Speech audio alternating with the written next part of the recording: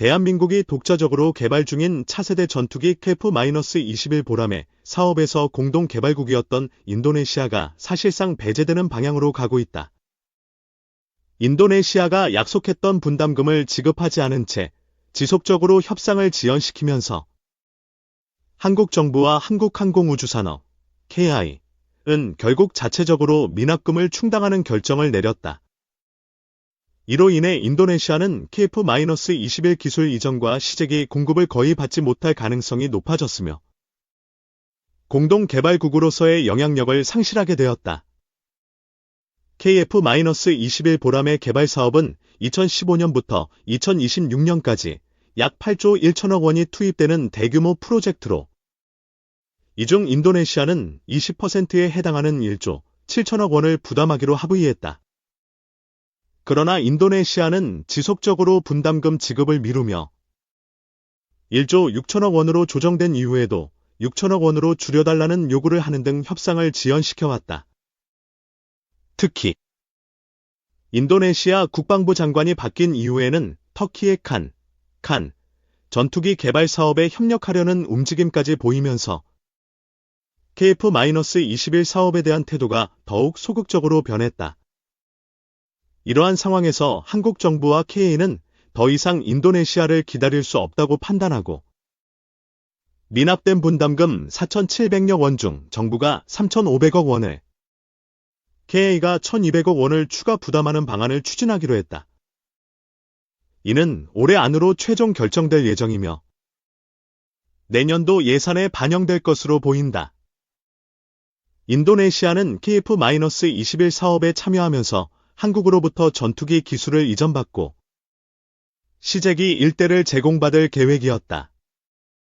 이를 바탕으로 IFX라는 이름으로 현지에서 48대를 자체 생산할 계획이었지만 분담금 미납으로 인해 이러한 계획이 무산될 가능성이 커졌다. 현재 인도네시아는 시제기 제공을 거의 받지 못할 것이며 핵심 기술 이전 또한 제한될 전망이다. 한국은 인도네시아의 지속적인 미납과 요구사항 변경에 대응하기 위해 기술 보호에 더욱 신경 쓰고 있으며 인도네시아가 개발 사업에 참여하기 어려운 구조로 조정하고 있다.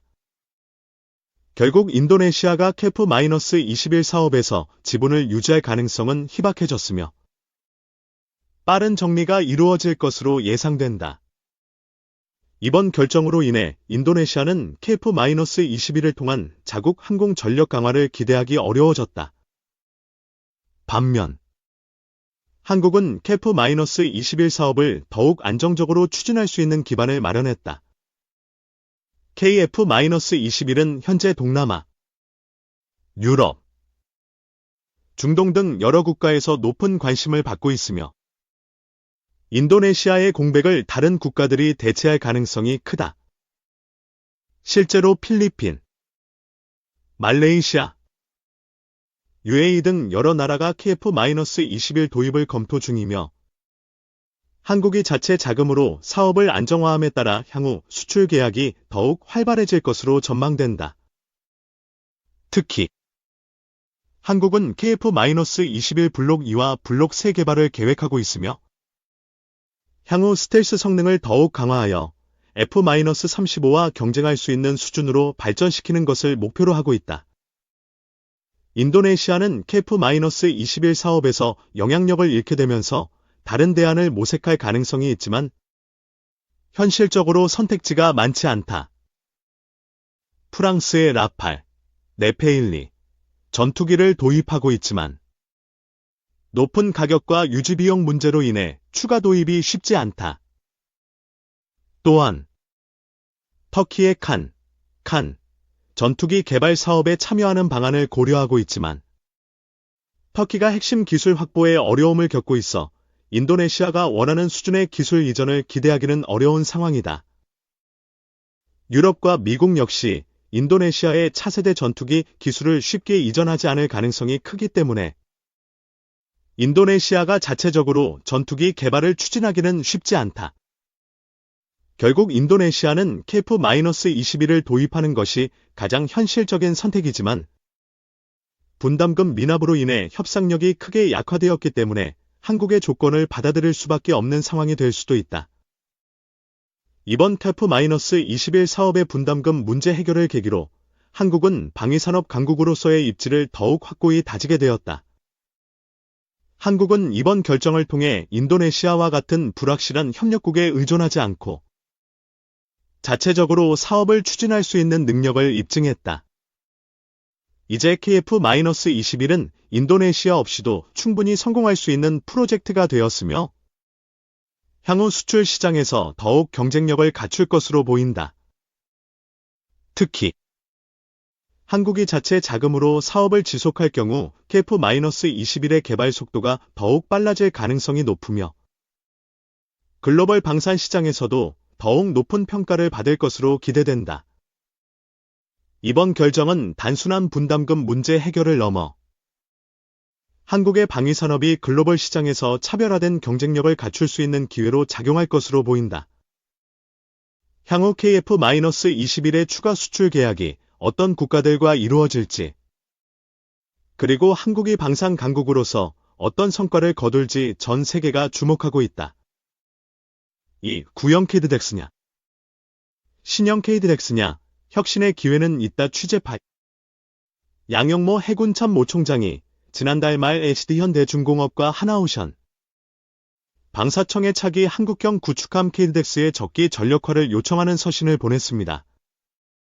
KDX 상세 설계와 선도함 건조 사업이 어떤 방식으로 갈지 논란이 길어지자 소요군의 수장이 나서 속도를 강조한 형국입니다. 참모 총장의 서신은 앞뒤가 좀 안 맞는 것 같습니다. 해군은 인구 절벽의 여파로 사람 없어 배 못 띄우는 처지입니다. 충분한 승조원 확보가 난망인데 함정만 달라고 하는 품새가 구태에 연합니다. KDX도 승조원 많이 태우는 구태에 연한 개념의 함정입니다. 해군 참모 총장의 바람은 사흘 뒤인 17일 방사청 사업분과위가 상세 설계와 선도함 건조를 수의계약 방식으로 결정하는 것으로 보입니다. 그래서 연내 상세 설계에 들어가면 150명 타는 2010년식 아날로그 구축함을 2030년쯤 만날 수 있습니다. 경쟁국들은 100명 미만 승조원의 디지털 스마트 군함을 짓는 와중에 우리 해군 차기 구축함의 청사진은 이렇듯 진부합니다. 구형 KDDX를 버리고 신형 KDDX를 건조할 방법이 있습니다. KDX 사업은 10년을 까먹었습니다. 기왕 흘려보낸 세월에 1년만 보태면 됩니다. 1년 동안 최신 사양을 반영한 보완적 기본 설계를 한 뒤 상세 설계에 들어가는 대안입니다. 해군은 1년을 양보하는 대신 최소 승조원의 스마트 함정을 확보하게 되고 조선업체들은 수출 경쟁력이 강화된 신형 KDX 기술을 확보할 수 있습니다. KDX의 기본 골격인 해군의 KDX 소유는 2011년 확정됐습니다. 이듬해인 2012년부터 2013년까지 1단계 개념 설계를 했습니다. 다음 차례는 2단계 기본 설계이지만 정조대왕급 이지스 구축함 세척을 새로 짓느라 KDX의 시계는 7년 동안 멈췄습니다. 결국 기본 설계는 2020년부터 2023년까지 3년 동안 실시됐습니다. 즉 KDX는 2010년대 초반의 개념으로 짓는 함정입니다. 해외 최신 함정들에 비해 상당히 낡은 설계를 기반으로 합니다. 함교 체계와 전투 체계, 기관 체계 등이 상당 수준 따로 돌아가는 아날로그 함정에 가깝습니다. 경쟁국의 최신 함정들은 디지털 스마트 함정입니다. 각각의 요소들이 네트워크로 통합된 지휘 통제 체제가 구축돼 기민한 기동과 실패 없는 전투를 구현합니다. 아날로그 함정은 인력 위주로 움직입니다. 승조원이 많이 필요합니다. 반면 디지털 스마트 함정은 승조원 수가 적습니다. 호주 차기 호위함 사업에서 우리 충남급이 일본 모가미급에 패한 것도 충남급에 과한 승조원 수에서 기인한다는 평가가 많습니다. KDX 사정도 충남급과 비슷합니다. 경쟁국의 최신 구축함의 통합 함교는 2대 3명으로 운용하지만 KDX는 10명이 함교에 들어가야 합니다. KDX의 체계 간 통합이 생기기 때문에 총 승조원은 150명에 달합니다. 병력 없어 쩔쩔매는 해군에게 그림의 떡 같은 배가 될 수 있습니다. 또 KTDX는 무인기 운용에 취약합니다. 아무래도 무인기의 쓴맛을 잘 몰랐던 2010년대 초반에 첫 삽을 뜬 함정이라서 무인기를 적재할 공간부터 운용할 시설까지 두루미비한 실정입니다. 유무인 복합체계도 경쟁국 최신 구축함에 밀립니다. 함정 전체의 형태 역시 스텔스 형상과 거리가 멀어서 생존력, 경쟁력이 떨어지는 편입니다. 해외 대국들이 대형 함정 건조 사업을 속속 예고하고 있습니다. 방사청은 하나오션과 SD현중의 원팀으로 해외 군함 시장에 도전하라고 독려하고 있습니다. 원팀이 뜨면 해외 군함 시장에서 성과를 낼 수 있을까요? 원팀보다 중요한 것은 좋은 배입니다. 그 시작은 KTDX입니다. KTDX를 최신형 디지털 스마트 함정으로 뽑아내야 원팀도 있습니다. KTDX는 반드시 디지털 스마트 함정으로 건조돼야 합니다. 상세 설계에 앞서 신속하게 기본 설계를 다시 하면 KTDX의 디지털 스마트화가 가능하다고 전문가들은 입을 모읍니다.